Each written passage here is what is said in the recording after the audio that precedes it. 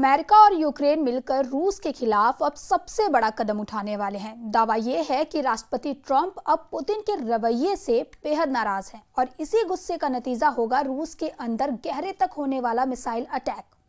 सूत्रों के मुताबिक डोनाल्ड ट्रंप ने राष्ट्रपति जेलेंस्की को ग्रीन सिग्नल दे दिया है कि अब यूक्रेनी सेना रूस के उन सैन्य ठिकानों को लॉन्ग रेंज मिसाइलों से निशाना बना सकती है जहां से पूरी जंग की रणनीति तैयार की जाती है। यानी अब टारगेट होगा पुतिन का वॉर रूम। तो क्या अब युद्ध सीमाओं से बाहर निकलकर यूक्रेन रूस के भूगोल और सत्ता के केंद्रों तक पहुंचने वाला है? और क्या पुतिन इस नई रणनीति के लिए तैयार है या फिर यूक्रेन की अगली चाल बनाएगी जंग का नया इतिहास?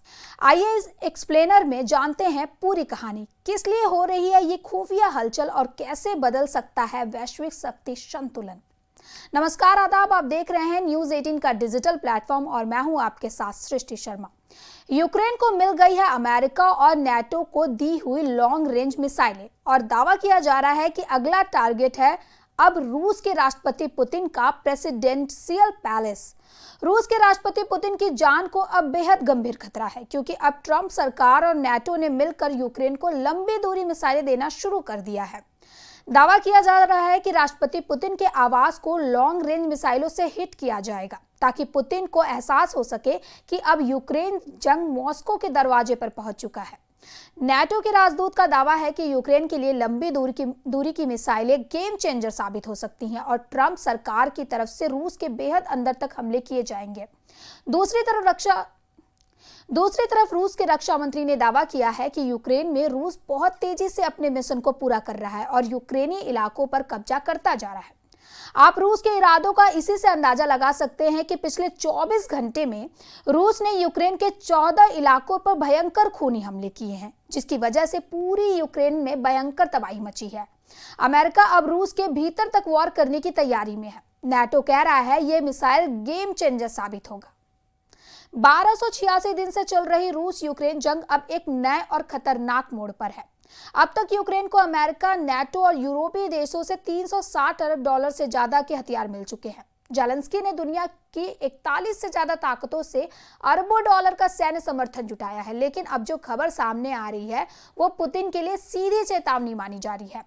सूत्रों के मुताबिक अमेरिका और नेटो ने यूक्रेन को कुछ ऐसे गुप्त हथियार दिए हैं जो रूस के एयर डिफेंस सिस्टम को भीतर से तोड़ देंगे और अब जेलेंस्की का अगला कदम और भी बड़ा है। जेलेंस्की ने अमेरिका से सीधी इजाजत मांगी है, वो भी रूस के अंदर 3000 से 4000 किलोमीटर तक घुसकर हमला कर सके। इसके लिए वो मांग रहे हैं लॉन्ग रेंज मिसाइलें, ऐसी मिसाइलें जो रूस की राजधानी तक पहुंच सके। और अब नेटो के राजदूत ने खुद ऐलान किया है कि यूक्रेन को वो लंबी दूरी के मिसाइलें मिलने वाली हैं। नेटो में अमेरिका के राजदूत मैट विटकर ने एक बड़ा खुलासा किया है। डोनाल्ड ट्रंप प्रशासन अब यूक्रेन को ऐसी घातक मिसाइलें क्षमताएं दे रहा है जो रूस के बेहद गहरे इलाकों तक तबाही मचा सकती हैं। यह बदलाव जो बाइडेन की नीतियों से एकदम अलग माना जा रहा है। अब ट्रंप की रणनीति साफ है, पुतिन को बातचीत के मेज पर लाने के लिए मिसाइलों से दबाव बनाना। बात सिर्फ खतरे की नहीं है, अब हकीकत में वॉर की तैयारी है। पिछले साल जब बाइडेन प्रशासन ने कीव को ATACMS मिसाइलों के इस्तेमाल की मंजूरी दी थी, तभी से ये खेल बदलना शुरू हो गया था।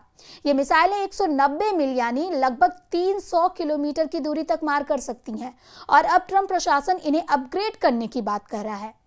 मतलब साफ है, अब यूक्रेन सिर्फ सीमा तक नहीं, मॉस्को के दरवाजे तक दस्तक देने को तैयार है। यूक्रेनी अधिकारियों के मुताबिक रूस ने 30 अगस्त की रात में यूक्रेन पर बड़े पैमाने पर हमले किए। हम आपको बता दें कि पिछले एक हफ्ते में यूक्रेन पर रूस के हमलों में 10 से 12 गुना बढ़ोतरी देखी गई है।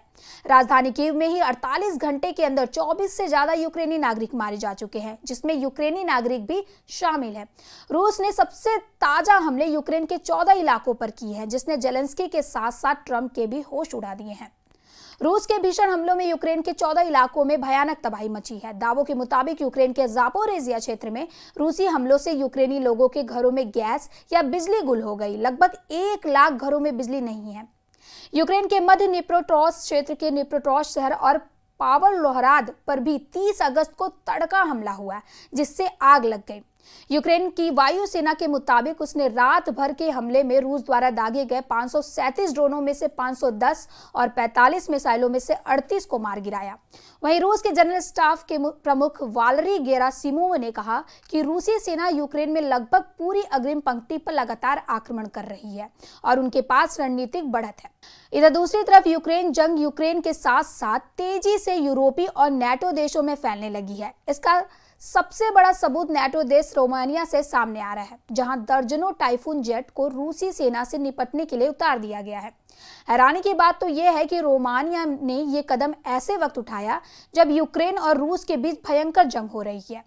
यूक्रेन पर रूसी हमले के बीच नेटो ने टाइफून जेट विमानों को तैनात किया है। यूक्रेन पर बड़े पैमाने पर रूसी ड्रोन और मिसाइलें हमलों के बीच नेटो सीमा के पास इज़्माइल में डैन्यूब नदी बंदरगाह के बुनियादी ढांचे पर रात भर रोमानिया से 2 दर्जन लड़ाकू विमानों को तैनात किया गया है।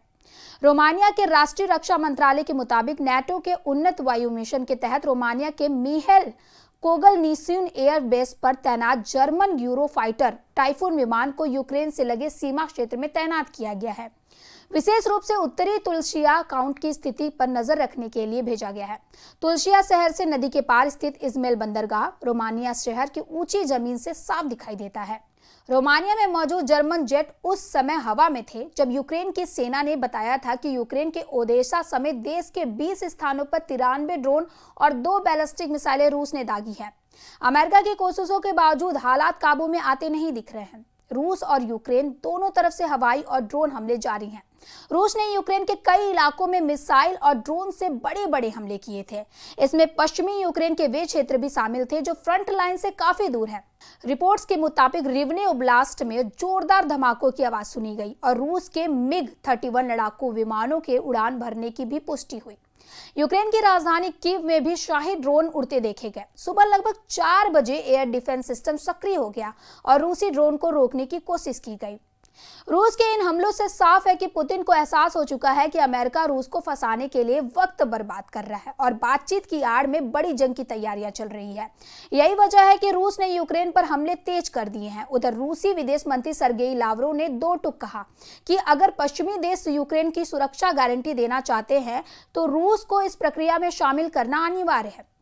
रूसी विदेश मंत्री ने साफ कहा, रूस को शामिल किए बिना कोई भी सुरक्षा समझौता सिर्फ कल्पना होगा और उसका कोई व्यवहारिक असर नहीं होगा। यह बयान ऐसे समय आया जब नेटो देशों के शीर्ष अधिकारी एक वर्चुअल बैठक में यूक्रेन की सुरक्षा गारंटी और शांति समझौता पर चर्चा कर रहे थे। लावरोव का यह रुख बताता है कि रूस अपनी भूमिका को अनदेखा नहीं होने देगा। वही अमेरिका और पश्चिमी देश रूस की शर्तों को मानने के लिए तैयार नहीं दिखते हैं। यही वजह है कि सीज फायर पर सहमति बनना बेहद कठिन साबित हो रहा है। जो हालात बन चुके हैं वो अब सिर्फ एक देश की लड़ाई नहीं रहे। अब यूरोप और यूक्रेन का भविष्य जंग के मैदान में तय होगा। यूक्रेन की सेना ने अमेरिका से मिले F-16 और फ्रांस के मिराज 2000 से रूस के 11 सैन्य ठिकानों पर हमला किया है और जवाब में पुतिन ने सुखोई और मिग फाइटर जेट्स के बेड़े से कीव, सुमे और खार्किव को मलबे में तब्दील करने की कोशिश की है। उनका निशाना है फ्रांस, ब्रिटेन और पूरा नेटो गठबंधन। दावा यह है कि पुतिन की स्ट्राइक स्ट्रेटेजी अब बदली है। वो पश्चिमी देशों को चेतावनी देने के लिए यूक्रेन को एक ड्रिल जोन बना चुके हैं। दूसरी तरफ यूरोपीय यूनियन और नेटो प्लान बना रहा है कि अगर रूस के अंदर गहरे सैन्य ठिकानों को तबाह किया जाए तो पुतिन को कमजोर करना आसान होगा। लेकिन पुतिन का जवाब और भी खतरनाक है। अब रूस जमीन से लेकर आसमान तक यूक्रेनी सेना को कुचलने पर तुला है। यह युद्ध अब बॉर्डर तक सीमित नहीं है, यह जंग अब यूरोप की नसों तक पहुंच रही है। फिलहाल ऐसी ही खबरों के लिए देखते रहे न्यूज़ 18 का डिजिटल प्लेटफॉर्म और हमारे चैनल को सब्सक्राइब करना ना भूलें। धन्यवाद।